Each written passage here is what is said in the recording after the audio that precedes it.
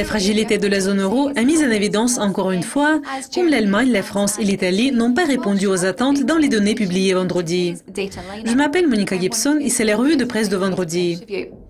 Tout espoir de finir cette semaine de négociations sur une note positive a été perdu ce matin, comme l'économie de l'Allemagne n'a progressé que légèrement au dernier trimestre et celle de la France a brusquement freiné.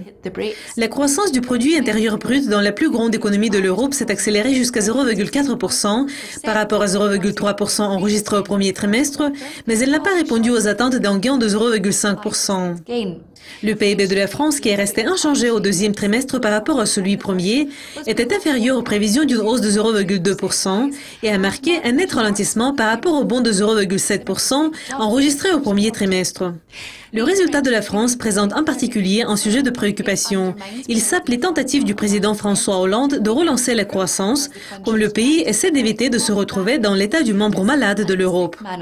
En commentant les données, Philipp Richter a déclaré « La demande intérieure a été soutenue par les dépenses de l'État. C'est problématique. La France se bat pour restaurer la croissance robuste et durable. Les actions européennes n'ont pas connu beaucoup de changements au début des échanges et l'euro était légèrement plus haut par rapport au dollar américain à 1,1168 $.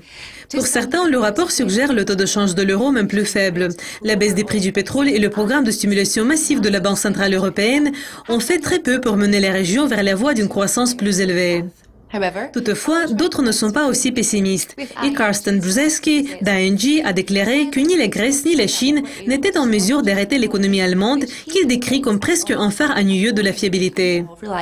En ce qui concerne les mesures non conventionnelles, M. Brzezinski a cependant ajouté « Normalement, un tel cocktail de forces stéroïdes externes devrait donner des ailes à l'économie. Ce n'était pas le cas. Le résultat vient après une surprise positive de la Grèce parue jeudi, comme c'est Meredith vous a présenté. Vendredi, le Parlement du pays a soutenu les termes pour le troisième renflement en 5 ans après les discussions qui ont duré toute la nuit et jusqu'au petit matin.